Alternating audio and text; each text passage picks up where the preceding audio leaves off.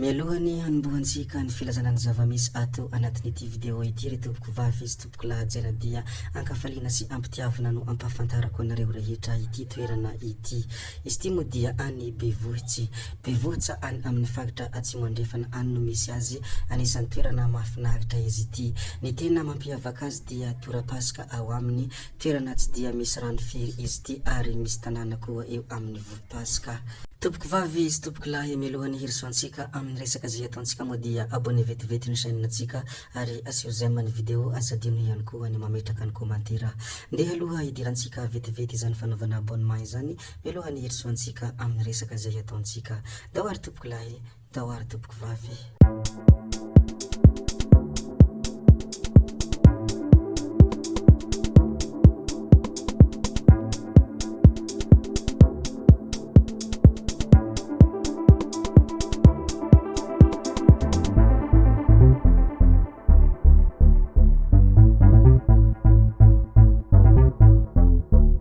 Zany hoe la avy hatrany dia filazanana zavamisy no ataontsika ato anatin'ity vidéo ity.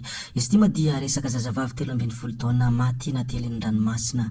Hita faty ny omaly maraina tokony ho tamin'ny 3 ora tany ilay zazavavy kely 12 taona mpianatra ny CG sonerany vongo izay natelin'ny ranomasina ny afaka omaly. Raha tsy hivina dia rovavy izy ireo no nandro ary lasa ny ranomasina ny afaka omaly maraina. Ilay namany hitany androny io ihany ary avitra soa mantsara fa izy no mbola ny fampitadiavana ka izao hita izao ny omaly maraina ny razana. Izany moa ny zavatra nisy teny amin'iny sonerany vongony koa dia lazaina sy ampahafantarana ianareo rehetra izay mpanaraka ny zavamisy sy ianareo rehetra izay mpanaraka ireo rehetra mandalo ao a Madagasikara. Rehefa voaresaka antsika moa ny mikasika an'iny dia andeha risika hijery kely ny fanamarihana izay nataon'olona tamin'ny hetsika izay nataon'ny Roland Ratsiraka ny omaly teny amin'iny Toamasina iny. Toy izao moa ny fanamarihana izay nataon'olona raha mba karaha omaly samedi tamin'ny Saint Paul Mangarivotra sy terrain lycée teknika ireny ny présence ny force de l'ordre amin'ny lalana isanandro eto Tamatavy dia mety tsy hisy attaque en main armée intsony eto amintsika.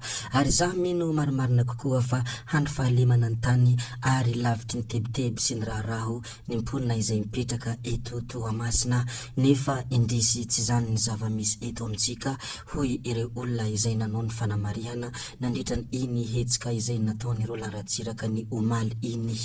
Ho an'izay mbola tsy naharaka ny mikasika ny hetsika izay nataony solombavambahoaka Roland Ratsiraka moa dia ampitsahivoko vetivety ny iray andro sy sasany lasa izay dia nanao antsoavy ary nanao fanambarana isolombavambahoaka Roland Ratsiraka ny hoe ho fiarovana ny safidintsika Roland Ratsiraka dia miantso atsika hanao dia be anio sabotsy 14 Desambra amin'ny 3 ora sy sasany eo amin'ny Saint Paul.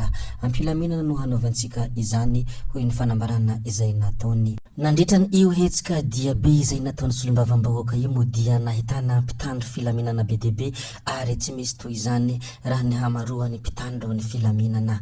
Ka izany indrindra nahatonga ireo olona nanao iny fanamarihana araka izay nolazaiko teny ampiandohana iny. Raha tahaka ireny daholo ny mpitandro ny filaminana iny amin'ny lalana isanandro dia handry ny fahalemana ny Toamasina hoy ireo zay olona nanao ny fanamarihana. Rehefa voalazantsika moa ny mikasika an'iny solombavambahoaka ny Toamasina iny, ndeha resika ilaza kely ny tranga niseho tany Toliara.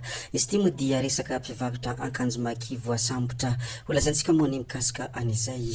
Mpivarotra akanjo mitondra ny marika makino no samborin'ny mpitandro ny filaminana ny omaly tany Toliara. Miisa 7 ireo mpivarotra voasambotra ireo ary nentina niakatra any Antananarivo izy ireo. Izany moa ny zavanisy teny Toliara ny andro ny omaly koa dia ampahafantarana ianareo rehetra ny mikasika ilay mpivarotra akanjo maki voasambotra.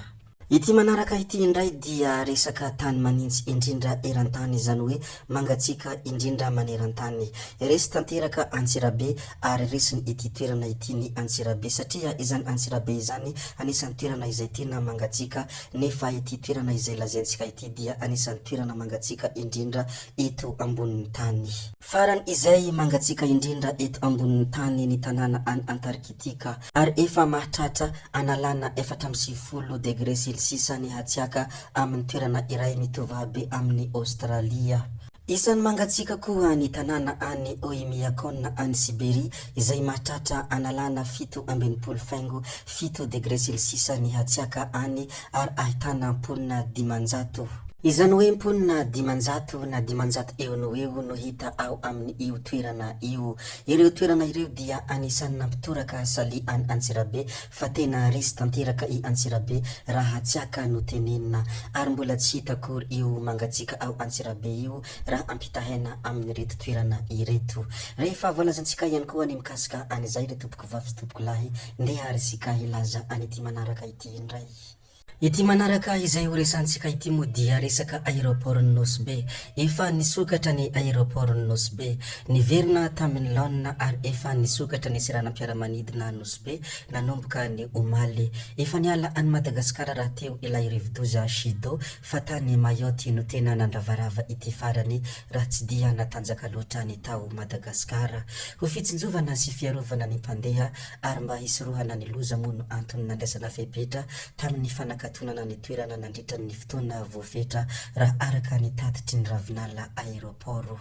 Rehefa voalazantsika ihany koa ny mikasika an'izay dia andeha ary isika hijery kely ny fanambarana izay nataon'ity vehivavy anisan'ny tsara tarehy indrindra ao Antananarivo ity ary anisan'ny vehivavy izay tena indrindrindra izany hoe manana fahendrena indrindra ao Antananarivo. Nanao fanambarana moa ny tena ny tao anatin'ny pejiny ny 2 andro lasa izay. Toy izao moa ny fanambarana izay nataony: ny poziko gaga ihany mijery anirety mpanohitra eto Antananarivo renivohitra mitabataba hoe nisy halabato. Fanga misy halabato izany indray fa rehefa iza no miteny hoe misy halabato dia lazaina fa tsy mahazaka resy dia rehefa iza dia mitombina avy antrany ilay halabato fa tsy hoe rehefa ianareo no miteny dia tsy maintsy marina ary izay no vérité absolue nefa tsy hita akory izay proof avoaka eo na dia kely aza fa rehefa nahafa dia lazaina fa tsy azo raisina sady tsy mitombina na dia sy avontany aza ny proof navoaka teo. Noho ny farany moa no nilazany ity ramatoa ity ny hoe izany tokoa ange ilay hoe aza manao vaindralahy tsy marary be dia be ihany sisano azonareo atao ohatrany tamin'izany. Raha tsy ahivina moa ny zavanisy dia tamin'ny fifidianana solombavambahoaka tany faratsio dia nilatsaka ity ramatoa ity ary nisy proof izay navoakany fa nisy nahalabato ary tokony handresy izy fa noho nahalabato izay nataony tim dia nilaza fa resy izy fa raha ny tena fahamarinana dia nandresy izy. Tamin'izany moa dia tsikera sy ompa ankolaka no hazony ity ramatoa ity. Ankehitriny moa dia milaza misy halabato be dia be koa ireo mpomba antima satria nandresiny Irmara ka izany no antony namaliany iny fanambarana iny. Zay ihany koa no namarana ny video antsika koa dia ankasitrana erampo erantsena ianareo navitany ny video hatramin'ny farany ary mbola manentana anareo foana ny mbola hanaraka ny video manaraka izay alatsakay ato misesisesy tsy mijanona tsy anky ato. Zay fa metrabeloma izay veloma vitivity fa tsy hoe akory veloma mandrakizay amin'ny manaraka indray no manao ny misimisy veloma tompoko lahy veloma tompoko vavy.